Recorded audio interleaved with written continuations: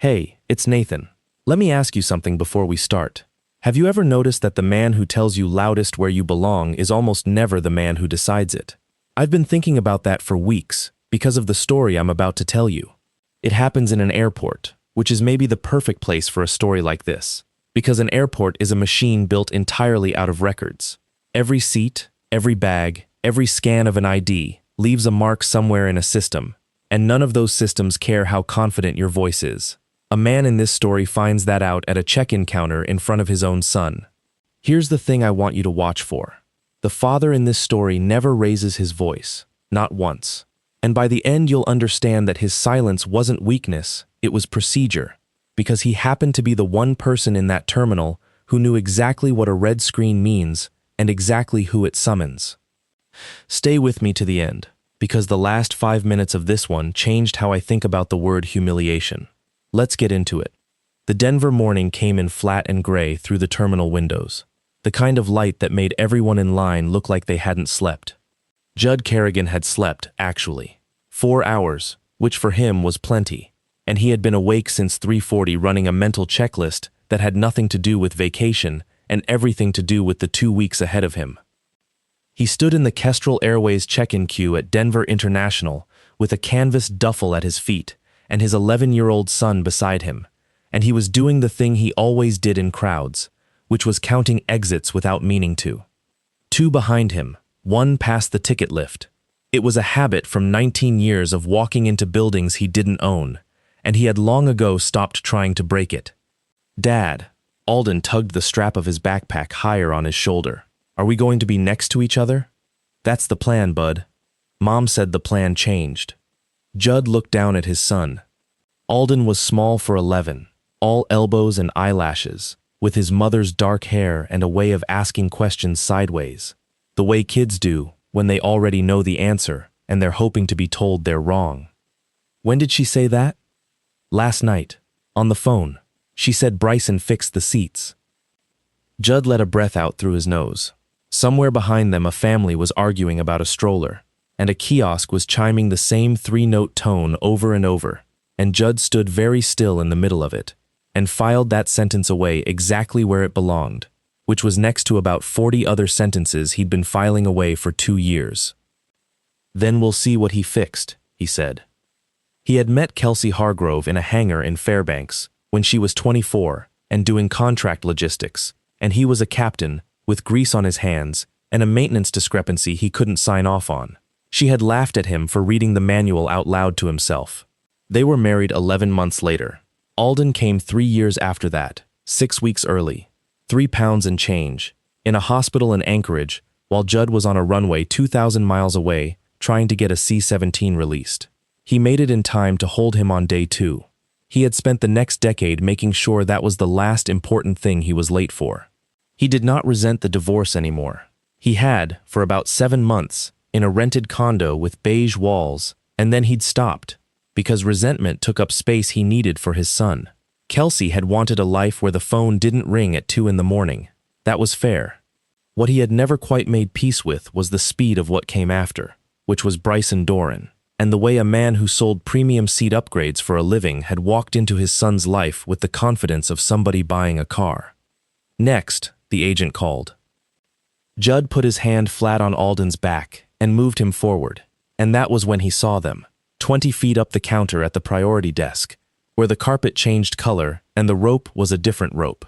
Kelsey saw him first. She looked good, the way she always looked in airports, put together in a way that suggested she'd been up since 4 choosing between 2 coats. She lifted one hand in a small wave that didn't commit to anything. Bryson didn't wave. Bryson turned, took his time turning, and let his eyes go all the way down to the canvas duffel on the floor, and all the way back up, and by the time he had come back up, he was smiling like a man who had won something before the game started. "Kerrigan," he said, loud enough for the 4 people behind them. "You made it, Bryson. Long-term parking or the shuttle? You look like a shuttle guy." Judd said nothing. Alden looked at the floor. That was the part that got in under the ribs, the way an 11-year-old learns to look at the floor. Bryson Doran was 38, built like a man who talked about the gym more than he went, and he wore a Kestrel Airways lanyard even when he wasn't working, because it opened doors, and because he liked the way it looked. Officially, he was director of premium services for the Denver station. Unofficially, as far as Judd could tell from 2 years of Christmas exchanges and one very long Thanksgiving, he was a man who had discovered in his early 20s that a uniform and a system login could make an ordinary person feel important, and had built an entire personality on top of it. He had gotten the job the way he got most things. Kelsey's brother, Colin Hargrove, had been a gate operations supervisor at Denver for 9 years. Colin had put in a word. Colin put in a lot of words. The Hargroves worked like that, a small, tight family that operated on favors and on the shared understanding that if you were inside the circle, you would never have to be good at anything, and if you were outside of it, you would never be forgiven for anything. Judd had been outside of it since the day he'd told Kelsey's mother, politely, that no, he would not be able to make it to the Tybee Island reunion that year, because he would be in Ramstein. That was 7 years ago. Katrina Hargrove had a memory like a filing cabinet, and she had put him in a drawer and closed it. "You're going to love this," Bryson said, turning back to Kelsey. "Tell him." Bryson: "No, tell him. He'll think it's funny." Kelsey did not think it was funny. Judd watched her not think it was funny, and he watched her decide, the way she had been deciding for 2 years, that it was easier to let it happen than to stop it. "Seats got moved around," she said. "It's a full flight." "It's a full flight," Bryson repeated, delighted. "It's a very full flight." The line moved. Judd moved with it, one hand still on his son's shoulder blade, and he kept his eyes on the departure board above the counter where Kestrel 187 to Savannah sat at the top in white letters. On time, gate B44. And he thought about the 2 weeks ahead of him, and about the folder in his duffel, and about the fact that he had not told a single person in his ex-wife's family what he actually did for a living now, because none of them had ever once asked. He had told Kelsey, years ago. She had not been listening then, and she had certainly not been listening since, and it had never mattered enough to correct. It was about to matter.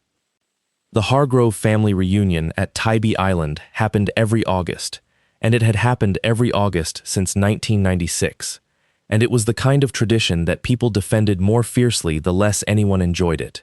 Judd had gone twice.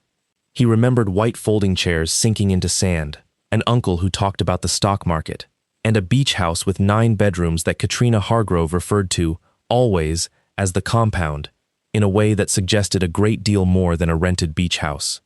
He had not planned to go this year. He had planned to put Alden on a plane and hug him at security and drive home to Colorado Springs and sit in his kitchen for 2 weeks, the way he had the year before.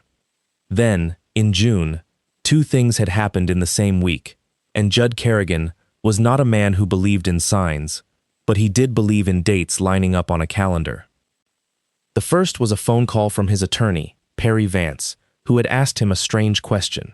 Had he agreed to a change of school district for Alden? He had not. There had been an inquiry, she said. A records request from a school district in Chatham County, Georgia. Probably nothing. Probably a clerical crossover. She would look into it. The second was an email from Colonel Ingrid Fairbanks with a subject line that read, "Survey tasking, Q3," and a schedule attached. Judd had read the schedule twice. Then he had read it a third time, and he had sat back in his chair in the small office he kept at Peterson, and he had laughed once, quietly, in a way that had nothing to do with anything being funny. Lieutenant Colonel Judd Kerrigan, United States Air Force, was a member of the Department of Defense Commercial Airlift Survey Team. It is not a job that sounds like anything at a barbecue. What it means in practical terms is this. The military does not own enough airplanes to move the military. When troops go, when families are reassigned, when a unit rotates out of Fort Stewart, an enormous amount of that movement is bought on commercial carriers under federal contract. And no carrier may fly a single Department of Defense passenger, not one, unless a survey team has inspected that carrier's operations, maintenance, training, security, and passenger handling, and certified it. Judd's team held the pen on that certification. The schedule Colonel Fairbanks had attached listed 6 carriers for the quarter. Kestrel Airways was the 4th one on the list. The site survey was scheduled for the 2nd week of August, at Kestrel's Savannah operation, 40 minutes from a rented beach house on Tybee Island, where his son would be building sandcastles with a family that had never once asked him what he did. He had looked at that schedule for a long time. Then he had booked himself onto Kestrel 1187 alongside his son, on a government-coded travel authorization, because that was the correct and boring way to do it. And he had told exactly 2 people. Colonel Fairbanks, who had said, "Try not to enjoy that too much," and Chief Master Sergeant Dessa Kimball, his team lead, who had said something considerably less printable and then laughed for 90 seconds. He had not told Kelsey. He had not told Bryson. He had told his son only that he was coming along for work and would see him a few times during the trip, and Alden had hugged him so hard around the middle that Judd had to look at the ceiling for a second. Now he stood in the check-in line at Denver, with that authorization sitting quietly inside his reservation record like a stone in a shoe, and he had no idea yet that somebody had already stepped on it. Bryson had, in fact, fixed the seats. He had done it at 11:42 the previous night, from a workstation on the mezzanine level of the Kestrel operations office, using his own employee login, in a system that logged every keystroke he made and stamped it with his badge number, his terminal, and the exact second he pressed enter. He had been drinking, a little, not enough to blame it on. He had pulled up the reservation for Kestrel 1187, and he had found the Kerrigan name, and he had looked at 4A, an aisle seat in the first row of Economy Plus that Judd had paid for 11 weeks earlier, so his son could sit next to him, and Bryson Doran had felt the specific, small, hot feeling that certain men feel when another man's name appears above theirs on any list at all. He moved Judd Kerrigan to 34F. 34F is the last row of a Kestrel 737. It is the seat that does not recline, because behind it is the lavatory bulkhead, and it is 6 inches from a door that opens and closes for 4 hours and 11 minutes. Then he moved himself and Kelsey into business class, 2A and 2B, using a benefit code reserved for irregular operations recovery, and he left Alden in 4B, alone, because he did not think about Alden at all. And then, because he was the kind of man who could not do a small ugly thing without decorating it, he had printed the boarding passes at the counter that morning himself, so that he could be holding them. The counter at Denver International that morning had 6 agents working, and one of them was Yolanda Prieto, who had been with Kestrel Airways for 22 years and had seen roughly everything a person can see at a check-in counter, including a man trying to board with a live rooster in a gym bag. She waved the Kerrigans forward. Judd set his duffel on the scale. He had the ID in his hand already, because he always had the ID in his hand already. And he was mid-sentence with Alden about whether a window seat was better than an aisle when Bryson Doran came down the counter from the priority desk with 3 boarding passes fanned in his hand like a poker player who wanted you to see he had a good one. Whoa, hold up. Bryson put a hand on the counter. Not on Judd. On the counter, which was worse. Yolanda, right? Hey, Bryson Doran, Premium Services. He tapped the lanyard. These are mine. Family. Yolanda Prieto's expression did not change by a single degree. Sir, I'll need to finish this passenger. Yeah, no, absolutely. I just want to hand him his. He turned. He held out one boarding pass to Judd, and he did not extend his whole hand. He held it by the corner, between 2 fingers, the way you would hold something you'd found under a seat. Business class for us, Bryson said, and he made a little apologetic face, a fake wince, the mouth pull of a man performing regret he did not feel. They only had 2 up front. You know how it is. Judd looked at the boarding pass. He did not take it yet. 34F, Bryson said. Back row, by the bathroom. He leaned in slightly, and he dropped his voice into a warm, confidential register that carried a great deal farther than a whisper does, because he wanted it to. That's your level, pal. He smirked. The whole thing took 4 seconds. Judd Kerrigan had been in rooms where men said far worse things with far more authority behind them. He had been shouted at by a 2-star at 3 in the morning over a maintenance discrepancy that turned out to be the 2-star's fault. He had been called things in a hangar in Kandahar he would not repeat in front of his son. None of it had ever done what those 4 seconds did, because none of it had ever happened while an 11-year-old boy stood at his hip with his hand curled into the hem of his father's jacket. He felt Alden go rigid. He felt, more than saw, his son's face come up, then go down. Kelsey said, "Bryson," in the voice she used for a dog on a couch. "What? It's a joke." Judd reached out and took the boarding pass. He looked at it for exactly as long as it takes to read a seat number, which is not long. Then he folded it once, put it in his breast pocket, and turned back to the counter. "Sorry about that," he said to Yolanda. "Kerrigan, Judd, one bag to check." That was all he said. There are people who will tell you that the correct response was to say something cutting, and there are people who will tell you the correct response was to swing. Judd had learned a long time ago, in a job where the consequences of losing your temper are measured in millions of dollars and occasionally in bodies, that the correct response is almost always to keep working the checklist and let the system tell you what it knows. He slid his ID across the counter. He did not hand her a driver's license. He handed her the identification he traveled on when he traveled on orders, which was a common access card, the stiff, laminated, chip-embedded credential that the Department of Defense issues to its people, with his photograph, his rank abbreviated in small block letters, and a barcode on the back that means nothing to anyone standing at a counter and a great deal to the machine underneath it. Yolanda Prieto took it without looking at it, because after 22 years you don't look, you scan. She ran it under the reader. The reader chirped. She glanced at her screen. She stopped. Behind Judd, Bryson was still talking. He was explaining to Kelsey, at volume, something about how the upgrade inventory worked and how most people didn't understand it. Alden had turned around and was watching the baggage belt. Yolanda scanned the card a second time. This is a small thing. In an airport, a second scan means nothing at all. 900 times out of 1,000, it means a smudge on a barcode. But Judd was watching her hands and not her face, and he saw her thumb move to the corner of the card and turn it over, the way you turn a thing over when you want to confirm what you already think you are holding, and he saw her posture change by about an inch. She did not look up. She picked up the phone. That was the moment. Not the boarding pass, not the smirk. The moment was a 58-year-old woman in a Kestrel Airways vest, picking up a beige handset without once taking her eyes off her monitor, and pressing 4 digits, and saying, in a completely flat voice, "This is Yolanda at counter 9. I need the duty manager and I need you to page corporate."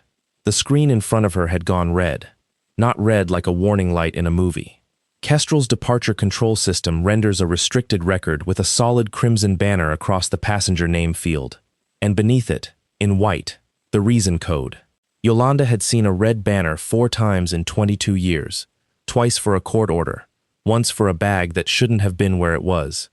This one read, Gov Contract Passenger, DOD coded PNR, record altered by employee terminal, hold for station code/corporate security. Judd read it upside down. He had spent a decade reading exactly this kind of screen upside down across exactly this kind of counter.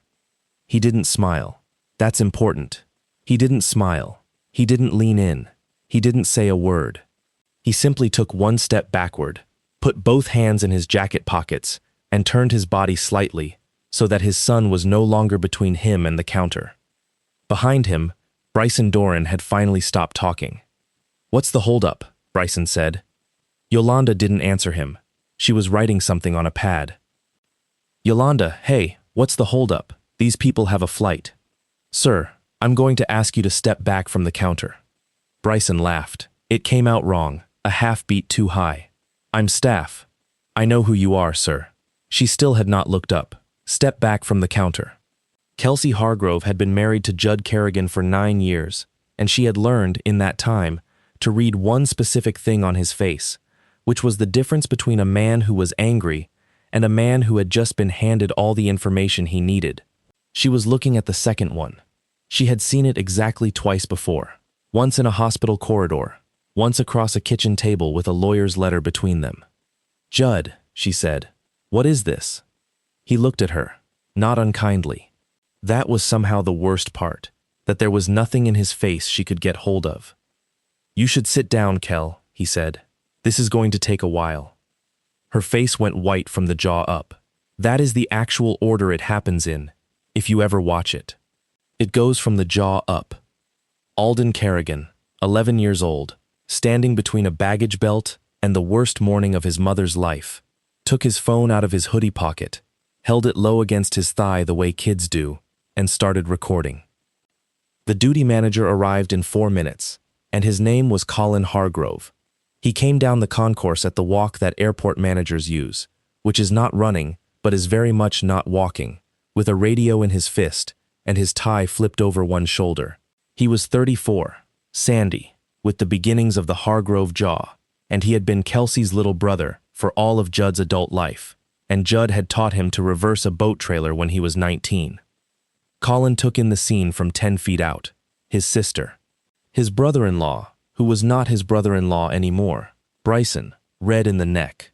Yolanda Prieto standing at her station with her hands folded, waiting, which is the posture of a person who has decided that whatever happens next is not going to be her problem. "All right," Colin said. "What do we have?" "Red banner on a DOD record," Yolanda said. "Seat change out of an employee terminal, 2342 last night. Corporate's already pinged. I've got the case number." Colin's eyes went to the screen. Judd watched him read it. He watched Colin's jaw move once. Then he watched Colin Hargrove make the single worst decision of his professional life. "Okay," Colin said. "Okay, that's a system error. I've seen this. It's a sync thing between the res host and DCS." He reached across her keyboard. "Let me just release it and we'll—" "Colin." Judd said it quietly. Colin stopped. "Don't touch that terminal." "Judd, come on, man. It's a glitch. It's going to hold up the whole—" "Colin." Judd took his hands out of his pockets. He was not a large man. He was 5'11" and built like a runner, and he was standing in a fleece jacket with a folded boarding pass in the breast pocket, and there was something in the way he said the name that made a 34-year-old operations supervisor take his hand off a keyboard in a crowded terminal. "That record is federal contract property," Judd said. "It has been altered without authorization. If you clear that banner from your login, you will be the second Kestrel employee to touch it, and I promise you that you do not want to be the second name in that log." "The second." Colin looked at Bryson. Oturin, Bryson Doran was looking at the floor tile approximately 3 feet in front of his own shoes. And Colin Hargrove, who was not a bad man, who was just a man who had spent 9 years doing favors inside a small, tight family, felt the entire shape of the morning rotate around him. "Bryce," he said, "what did you do?" "Nothing. I moved a seat. It's a seat." "You moved a seat on." Colin's voice cracked upward and he pulled it back down. He looked at Judd. He looked at the red banner. He looked at his sister who had sat down on the edge of the luggage scale, which is not a chair. "Judd," Colin said, "what's on your record? Why is it coded?" Judd Kerrigan reached into his jacket, took out a slim leather folder, opened it, and set it on the counter where all 4 of them could see it. Inside was a set of orders, printed on plain paper, with a header that said Department of the Air Force, and a line halfway down that said, "In the flat, unglamorous language such things are always written in. TDY Purpose, DOD Commercial Air Carrier Survey, Kestrel Airways, SAV Station, 1122 AUG. "I'm the survey," he said. There is a particular silence that happens in a busy place. The concourse did not go quiet. 200 people kept moving. A cart beeped. A child cried somewhere near security. But inside a 6-foot radius of counter 9, 4 adults stopped making sound at the same time, and it was loud. Bryson Doran recovered first, because men like Bryson always recover first, and always in the same direction. "That doesn't mean anything," he said. "Okay? A seat change is a customer service action. I have authority to make customer service actions. That's literally my job title." "On a government-coded record," Colin said. "It's a seat." "Bryce. It's a seat. It's a federal contract," Judd said. He said it the way you'd read a line off a placard. No heat in it at all. Kestrel carries Department of Defense passengers under a contract that requires the carrier to maintain the integrity of government-coded reservations and to control which employees can access them and to log every access. That's not my rule. That's in your company's own contract compliance manual, and it's on page 14, and I know that because I've read your manual 6 times in the last month. He looked at Bryson for the first time since the boarding pass. "You didn't move a seat." You demonstrated that a director-level employee at your largest station can reach into a protected federal record after hours, from an unmonitored terminal, for personal reasons, and that nobody in your building catches it until a check-in agent scans a card. He let that sit for exactly 2 seconds. That's a finding, he said. That's the whole finding. You just wrote it for me. Corporate security arrived at 9:14 in the person of Lorraine Ostwalt, who was 51, who had flown in from Kestrel's headquarters 2 days early for an entirely unrelated audit, and who was, at that moment, the single unluckiest thing that could have happened to Bryson Doran. She did not ask what happened. She asked for the terminal ID and the timestamp, and she asked Yolanda Prieto to write and sign a statement, and she asked, politely, whether Lieutenant Colonel Kerrigan would prefer to have this conversation now or after he had boarded, and Judd said after, because his son had a flight, and because he had learned that the most devastating thing you can ever do to a person who is panicking is to go about your day. They boarded Kestrel 1187 at 9:40. Judd sat in 34F. He did not ask for it to be changed.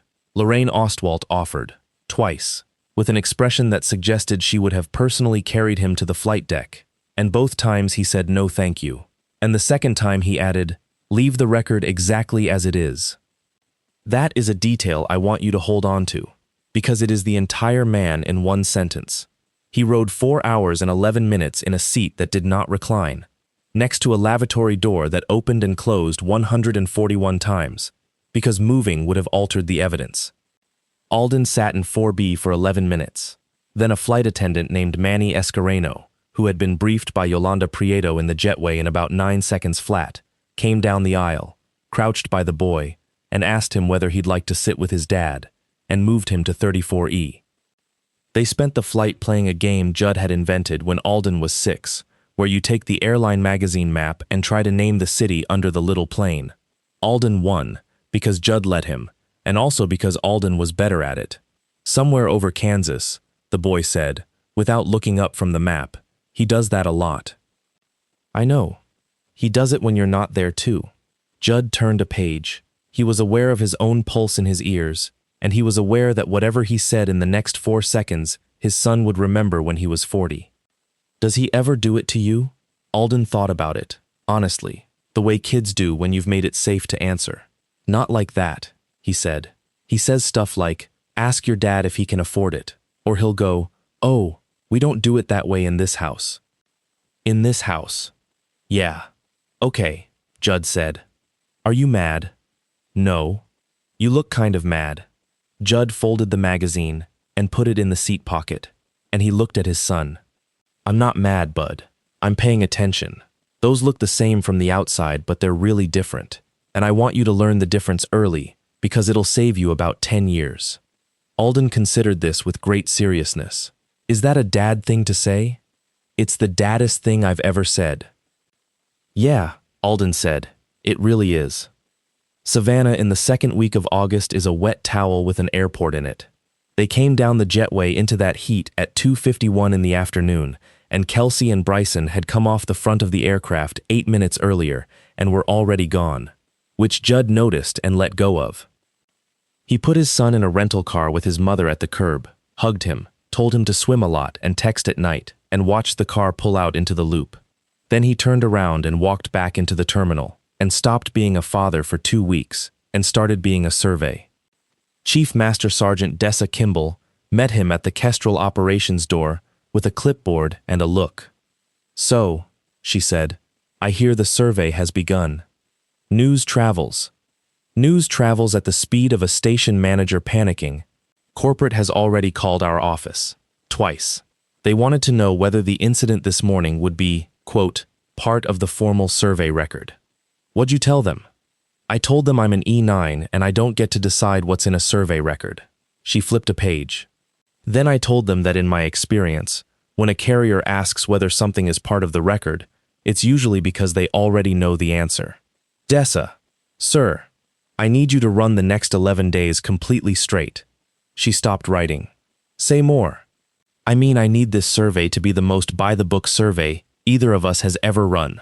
I need every finding to be sourced, every observation to be witnessed, every interview to have 2 people in the room. I don't want one line in this report that a lawyer could say was personal." Dessa Kimball looked at him for a long moment, and something in her expression softened by 1.5 degrees. "Because it is personal," she said. "Because it's personal," Judd agreed. "Which is exactly why the report can't be." The survey ran 11 days. It is not glamorous work. It is fluorescent-lit rooms and binders, and a lot of standing in the sun on a ramp at 11 in the morning, watching how a ground crew loads a wheelchair. Judd Kerrigan's team looked at maintenance releases and duty time records and training files and security screening for catering vehicles and the way a station handled a passenger manifest for a troop movement, and Kestrel's Savannah operation was, for the most part, competent and even good. The Denver problem was not a Savannah problem. That was the trouble with it. It was worse. Because on day 3, while pulling access control records as a matter of routine, Dessa Kimball found that the after-hours seat change on the morning of the 11th was not the first one. It was the 14th. Over 19 months, an employee login belonging to Bryson Doran had accessed government-coded reservation records 41 times, at hours between 10 p.m. and 2 a.m., from terminals on the Denver mezzanine, and had made changes to 11 of them. 9 were upgrades for the same 2 frequent flyer numbers, one of which belonged to Bryson Doran, and one of which belonged to Colin Hargrove. 2 were downgrades of passengers whose names, when Dessa cross-referenced them, turned out to be a Kestrel gate agent who had filed a complaint against Doran in 2024, and a first officer who had, according to a note in an entirely different file, once refused to hold a departure for him. "He's been doing it for 1.5 years, Dessa said, sliding the printout across a folding table in a windowless room in Savannah. "This isn't a bad morning. This is a habit that finally walked into a scanner." Judd read the list twice. "How many of the 11 were DOD coded?" 6. 6, he repeated. 6, she said. "Sir, 6 is not a finding. 6 is a suspension recommendation." They both knew what that meant. A carrier suspension from the Department of Defense passenger program is not a fine. It is a door closing. It means no troop charters, no unit rotations, no dependent travel on that carrier, until remediation is complete and the survey team comes back and signs. For an airline the size of Kestrel, it is a 9-figure conversation. Judd sat back in a folding chair in a windowless room and thought about a boarding pass held between 2 fingers. "Write it exactly as it is," he said. "Not one adjective." The second thing happened on day 6, and it had nothing to do with airplanes. Perry Vance called at 7:20 in the morning, which she never did, and said, "Are you sitting down? Because I need you to be a lawyer's client for 4 minutes and not a father. Go." That records request out of Chatham County. It wasn't a clerical crossover. There's an enrollment file open at Wilmington Island Elementary for Alden Kerrigan, 5th grade, for the school year starting August 26th. It was opened on July 9th. The room went very still around him. "July 9th, he said. "There's a residency affidavit attached. The address is 114 Sandpiper Court, Tybee Island. And Judd, there's a lease. 12 months. Signed June 28th by Kelsey Hargrove and Bryson Doran." He put his hand flat on the folding table. "There's more," Perry said. "There's a consent to relocate form in the file. Georgia requires the non-custodial parent's written consent for enrollment across state lines in a shared custody arrangement like yours. There's a signed one in that file." "Signed by whom?" "Signed," Perry Vance said carefully. "By you." He did not say anything for 11 seconds. Then he said, in a voice that was entirely level, "Send me the scan." The signature was not bad. That was the thing that stayed with him afterward.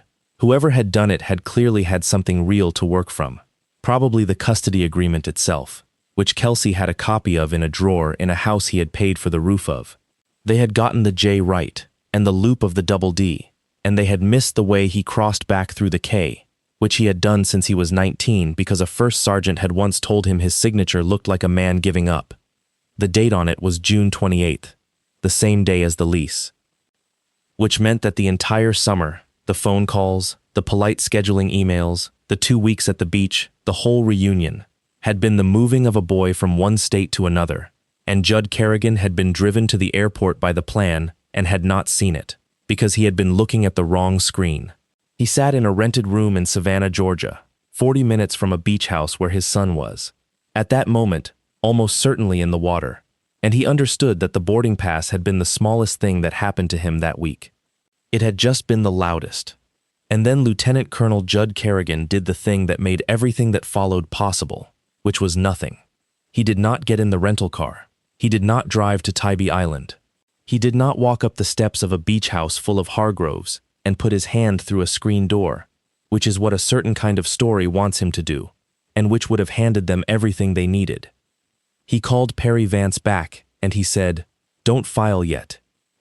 Judd, don't file yet, because right now they think the only problem is a seat."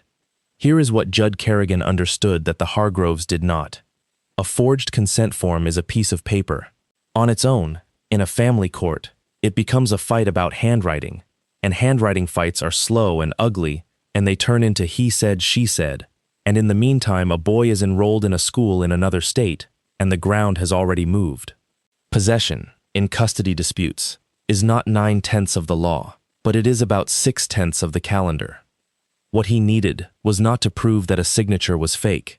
What he needed was to prove that these specific people, together, had a documented, time-stamped, machine-logged habit of altering official records when it suited them. And a corporate security investigator named Lorraine Ostwalt was, at that exact moment, being paid by Kestrel Airways to assemble precisely that. So he waited. He worked the survey. He was scrupulous about it. He recused himself, in writing, from the finding involving Doran, and had Dessa Kimball carry it instead, with a second witness in every interview, and he wrote a memorandum to Colonel Fairbanks, disclosing the family relationship in the first paragraph, and Colonel Fairbanks wrote back 4 words, "Noted. Carry on, Ingrid."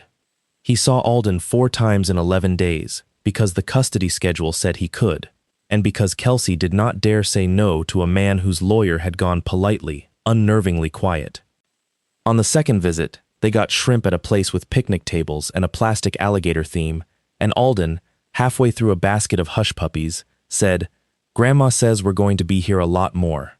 "Does she?" "She said I'm going to love the school." Alden dragged a hush puppy through sauce. "There's a school? Is that what you want, Bud?"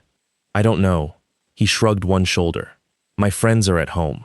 "Then that's the answer," Judd said. "You don't have to know what you want. You just have to know where your friends are. That's the same thing when you're 11. He drove back to Savannah and sat in the rental car in a parking lot for 20 minutes before he went inside. And if you want to know the hardest part of this entire story, it was that 20 minutes. The Hargroves closed ranks on day 8, which was faster than Judd expected, and slower than it should have been. Katrina Hargrove called him. She had not called him in 4 years. "Judd, sweetheart." Katrina Hargrove had a voice like a hand on your arm at a funeral. "I think there's been an awful misunderstanding, and I think it's gotten bigger than any of us wanted." "Hello, Katrina. Bryson has been suspended. Did you know that? Without pay. Collins had his access pulled and they've got him doing bag audits at a desk, at 34 years old, in front of people he's supervised for 9 years. I did not know that." "Well," a pause, calibrated. "You could stop it." "I couldn't, actually." "Everybody can stop something, Judd. That's all the world is." She let a breath out. "It's a seat on an airplane. It's a seat. And I understand Bryson was crude. He's not a subtle man. He's a salesman, and I've told him. But this family has taken care of that boy." "Which boy?" The pause was different this time. "Alden," she said. "Say his name again." "I don't care for your tone." "I don't have a tone, Katrina. I have a question. In the last 6 weeks, has anyone in your family taken any step of any kind regarding my son's schooling?" The silence on the line ran 4 seconds, which in a phone call is an eternity, and which is, in evidentiary terms, worth roughly a filing cabinet. "I think you should talk to Kelsey," Katrina Hargrove said, and hung up. Kelsey called 19 minutes later, and she did not use a voice like a hand on your arm. She was crying before she'd finished the first sentence. "I want you to know I didn't sign it." "Okay. I didn't, Judd. I swear to God I didn't sign your name. I knew. I'm not going to sit here and tell you I didn't know. I knew, and I let it happen, and I told myself it was. The school here is genuinely better, and my mom's not well, and Bryson said you'd fight it forever, and he said the lawyers would eat Alden alive, and it just seemed like, Kelsey. Like if it was already done, then nobody would have to fight, and Alden wouldn't have to sit in a room with a... Kelsey, stop. She stopped. Did you watch him do it? Judd asked. A long, wet breath. He did it at the kitchen table. With what in front of him? The custody agreement. From the drawer. Judd closed his eyes. Okay, he said. I'm going to tell you exactly one thing, and then I'm going to hang up, and I want you to hear it as a fact and not as a threat, because it isn't one. Everything that happens from here is going to happen in the open, in writing, with a record. There isn't going to be a scene. Nobody is going to shout at your mother's house. But I am not going to make one single phone call to protect anybody from what they already put in a computer. He paused. You should get your own attorney, not Bryson's. Your own. He hung up. He sat there for a while, and then he did something he had not planned, which was to open his laptop, find a folder of photographs from 9 years earlier, and look for 11 minutes at a picture of a woman laughing at a man for reading a manual out loud in a hangar in Fairbanks. Then he closed it and went back to work, and that was the last time in this story that he looked backward. The survey report went to Colonel Ingrid Fairbanks on the 23rd of August. It was 140 pages. 10 of those pages concerned access control on government-coded reservations at the Denver station, and they contained no adjectives at all, which is why they hit like a bar of steel. The recommendation was Category 1, conditional suspension of Kestrel Airways from all Department of Defense passenger movement, pending remediation, with a mandatory resurvey in 90 days. Kestrel's corporate office received the draft on the 26th. Their general counsel called the Air Force on the 27th. Their chief operating officer flew to Scott Air Force Base on the 29th with a remediation plan already printed, because a 9-figure contract does not require you to be told twice. The remediation plan contained the following items, which I am going to list plainly, because the plainness is the point. Immediate revocation of after-hours reservation access for all non-operational management personnel at all stations. Mandatory 2-person integrity on any change to a government-coded record. A full 19-month audit of every employee-initiated change to a protected reservation system-wide. Retraining for 406 employees. And the termination of the employee whose access had generated the finding. Bryson Doran was fired on September 4th, for cause, at 10:15 in the morning, in a conference room on the mezzanine level of the Denver Operations Office, 40 feet from the workstation where he had moved a man to seat 34F because he did not like seeing his name. He was walked out by 2 people. One of them was Lorraine Ostwalt. The other one, because the schedule that day was what it was Colin Hargrove, who had been reinstated to supervisor 11 days earlier under a final written warning, and who had been told by his own union representative, in as many words, that his only remaining career move was to be the most rule-following human being in the state of Colorado for the next 5 years. Colin did not speak to Bryson in the elevator. He told his sister afterward that the worst part was that Bryson kept explaining, all the way down, all the way across the lot, explaining, about inventory, about how nobody understood how the upgrade system actually worked. The 19-month system-wide audit turned up 431 improper access events by 61 employees, most of them minor, 11 of them not. 2 more people lost their jobs. A vice president in Dallas took an early retirement. Inside Kestrel Airways, for about a year, the whole thing had a name, and the name was the Denver Seat. And if you were a manager anywhere in that company, and you said out loud that you were going to reach into a protected record after 10 p.m., somebody in the room would say it, and you would stop. That is a strange kind of monument, but it is one. The custody hearing was on October 17th, in Colorado Springs, in front of a magistrate named Halcomb, who had been hearing family cases for 22 years, and had, by her own description in a bar association profile, an extremely finite supply of patience for paperwork that has been improved. Perry Vance did not open with the forged signature.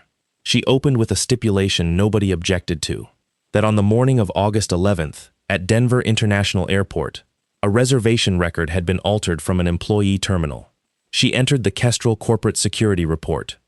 She entered the 19-month access log. She entered the termination letter. And only then, with the room already understanding exactly what kind of household this had been, did she put the consent to relocate form on the screen, next to a signature exemplar from the original custody agreement, with the K enlarged. Judd testified for 11 minutes. He was asked whether he believed the relocation would have harmed his son. He said, "I think a lot of kids move states and turn out fine. That's not my objection. My objection is that he was going to find out he'd moved after it happened." He was asked by opposing counsel whether he had used his federal position to retaliate against Mr. Doran. Perry Vance did not object because she had told him this question was coming and had told him to answer it, and because his answer was the best thing they had. "No, sir," Judd said. "I recused myself in writing from that finding on August 13th. It's the third page of the memo in front of you. The finding was carried by a chief master sergeant with 2 witnesses in every interview, and the recommendation went up through a colonel who has no relationship to me outside of a chain of command." He paused. "And I'd add that I didn't cause any of it. I handed a woman my ID and stood there. Everything after that was already in the machine. There was one piece of evidence Perry Vance had wanted badly and never got, and it was the video. Alden had recorded 51 seconds at counter 9. It was shaky and low, and mostly showed knees, and the audio was perfect. You could hear a man say, "Back row, by the bathroom," and you could hear him say, "That's your level, pal," and you could hear him laugh. Perry had wanted to play it in that courtroom. She had said, honestly, that it was worth more than the access logs, because logs are abstract, and a laugh is not. Judd said no. "He's 11, he said. "If I put that on a screen in front of a judge, then for the rest of his life, the thing he did that day was help his dad win. That's not what he did that day. That day he was a kid whose stomach hurt. Judd, this is your son's custody." "It's my son's memory," Judd said. "I'll win it with the logs." Magistrate Halcombe spoke with Alden Kerrigan in chambers for 19 minutes on the afternoon of October 17th, with a guardian ad litem present and both attorneys excluded, which is standard. Nobody knows exactly what he told her. The order refers to it in one line. The child was interviewed in camera. The court found him thoughtful, candid, and notably protective of both parents. The ruling came down 8 days later. Relocation denied. Primary residential custody to the father in Colorado Springs, with the school district unchanged. Parenting time to the mother, generous, structured, including the summer, with the understanding that no further out-of-state enrollment would be initiated without a court order. The forged consent form was referred to the district attorney's office, which declined to prosecute, which is what almost always happens and which Judd had expected and did not fight. There is a paragraph in that order that Perry Vance has since quoted, with permission, in 2 continuing legal education seminars. The court notes that father was presented with several opportunities to escalate this matter emotionally and declined each of them. The court further notes that the documentary record in this case exists almost entirely because father chose to preserve it rather than to act upon it. The court is not in the habit of praising litigants. It makes an exception. Kelsey Hargrove filed for divorce from Bryson Doran on the 9th of November. She did not do it because of the seat, and she did not do it because of the forgery. And if you asked her, she would probably tell you something else entirely. But her brother Colin will tell you it was a Tuesday night in October when she was cooking and Bryson was on the couch, still unemployed, still explaining, and he said, about the ruling, well, he'll get bored of full custody in 6 months. And Kelsey Hargrove turned around with a wooden spoon in her hand and understood, finally and completely, that she had married a man who could not imagine wanting a child more than he wanted an audience. Bryson Doran sells cars now at a dealership on Havana Street. He is reportedly very good at it. He tells a story, if the customer seems receptive, about how he used to run an airline station and how the whole thing got political. Colin Hargrove is still at Kestrel. He is, by all accounts, the most procedurally exact operations supervisor at Denver International. In 2027, he was one of 2 people company-wide to receive an internal compliance award, which he did not display in his office, and which he mailed a photograph of to his sister with no message attached. Katrina Hargrove did not speak to Judd for 2 years. Then, last spring, She sent a card for Alden's birthday, and inside it, under the printed message, she had written 11 words.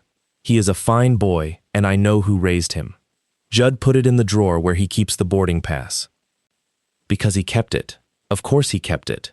It is folded once, still, the way he folded it at counter 9, and it says 34F, and it sits in a drawer in a kitchen in Colorado Springs under a birthday card and above a set of orders, and about twice a year he takes it out and looks at it for a second and puts it back. Last August they flew to Savannah again, because Alden spends 4 weeks of every summer with his mother, and because Judd drives him to the airport and always will. They checked in at counter 9, which was a coincidence, and Yolanda Prieto was working, which was not, because she had switched with a colleague when she saw the manifest. She scanned Judd's ID once. She looked at Alden, who is 13 now and half an inch taller than his mother, and she said, "You've grown." "Yes, ma'am." She printed 2 boarding passes and slid them across the counter, and she did not hand them to Judd between 2 fingers, and neither of them mentioned any of it, and that restraint was its own kind of gift. On the way to security, Alden looked at his pass and started laughing. "What? 34E, he said. "You're in F." Judd took his own pass and looked at it, and there it was, last row, by the lavatory, on a flight that was 2/3 empty, with 90 open seats forward of it. He looked back down the concourse. Yolanda Prieto was already helping the next passenger and did not look up, but the corner of her mouth was doing something. "Do you want me to fix it?" Alden said. "I can go ask." "Nah," Judd said. He put the boarding pass in his breast pocket, and he put his hand flat on his son's back, and they walked toward the escalators together. "It's a good seat. Nobody bothers you back there. I want to tell you what stuck with me about this one, because it isn't the ending. It's the 4 seconds at the counter. A man says, 'That's your level,' to another man in front of his kid, and everything in you wants that other man to have a line ready. A comeback. Something. And Judd Kerrigan didn't have one. And the reason he didn't have one is that he wasn't in the same conversation. Bryson was having a status conversation. Judd was having a procedural one. And here's the uncomfortable truth I keep chewing on. The status conversation is the one almost all of us get pulled into, because it's the loud one, and it's the one that hurts. But status is a thing other people hand you, which means they can take it back whenever they feel like it. Standing isn't. Standing is what you've actually done, written down somewhere, in a system that doesn't care how you sound. One of those 2 men had a lanyard. The other one had 140 pages. The other thing, and honestly, this is the part I'd want tattooed somewhere, he never used the video. He had the perfect weapon, 51 seconds of his son's own recording, and he set it down, because using it would have taught an 11-year-old that his job in that family was to be evidence. That is a level of discipline I'm not sure I have. I'd have played it twice. So here's what I'd take from this. When somebody humiliates you in public, you have about 4 seconds to decide which conversation you're in. And the most powerful thing you can usually do is not win the loud one. It's to keep working the checklist, hold on to the record, and let the machine tell them what it knows. Thanks for hanging out with me. If this one landed, you know what to do, and I'll see you in the next one.